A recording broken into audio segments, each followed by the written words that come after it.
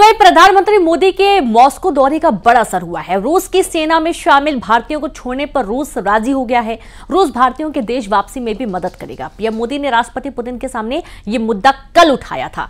प्रधानमंत्री मोदी ने पुतिन के सामने उठाया था मुद्दा, भारतीयों की देश वापसी में मदद करेगा रूस।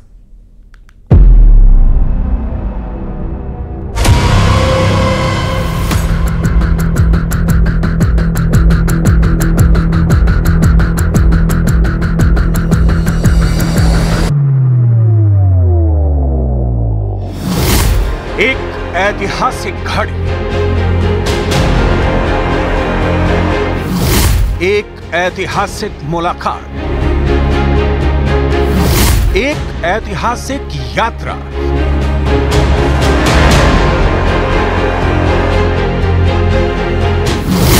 एक ऐतिहासिक सफर।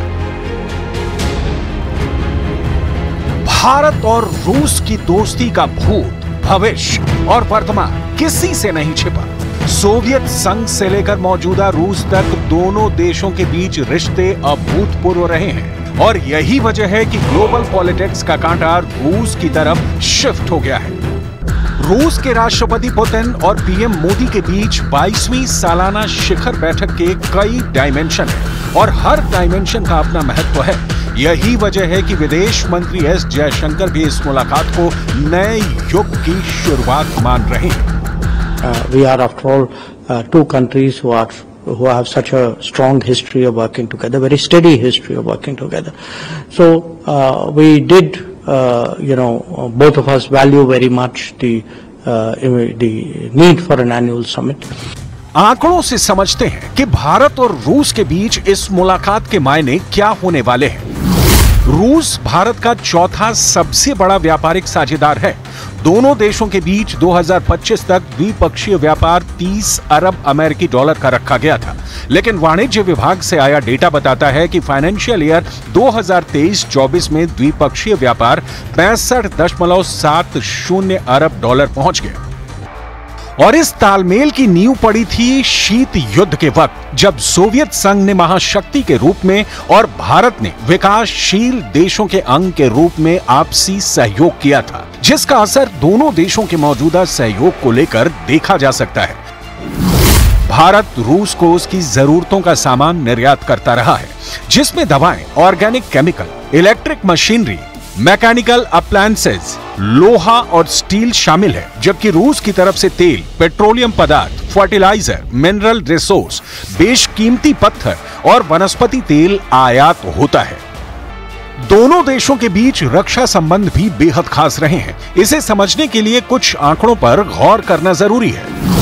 मौजूदा वक्त में रूस भारत के कुल हथियार आयात में लगभग 47% की हिस्सेदारी रखता है।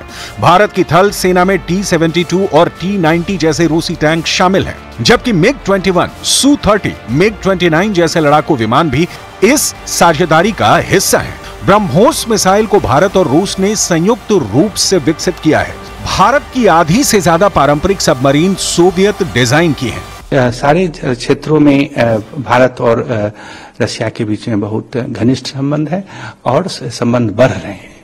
अब हम सिर्फ रशिया से डिफेंस आइटम्स खरीदते नहीं हैं, बल्कि को प्रोडक्शन भी कर रहे हैं। दोनों देश मिलके भारत में बहुत सारे डिफेंस आइटम्स का उत्पादन कर रहे हैं। तो उस की संभावना है, जिसके बारे में बातचीत करेंगे। चीन से तनातनी के बावजूद भारत ने रूस के साथ रिश्तों का जो संतुलन बनाया है, उसे भारत की कूटनीतिक ताकत ही कहा जा सकता है।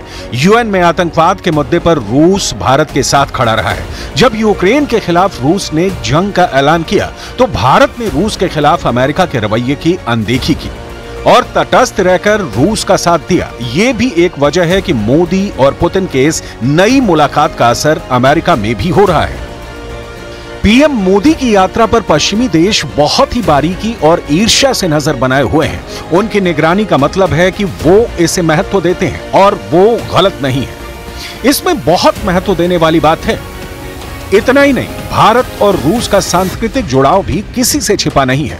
सोवियत संघ के जमाने से ही दोनों देश एक दूसरे की सांस्कृतिक भावनाओं का आदर करते आए हैं।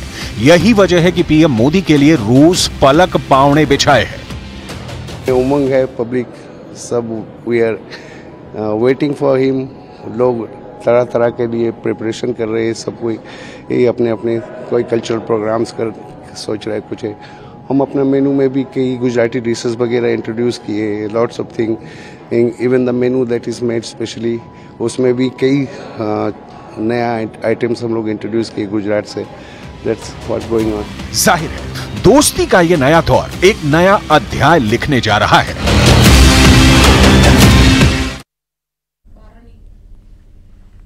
और इसी के साथ खबरों में फिलहाल इतना ही। नमस्कार।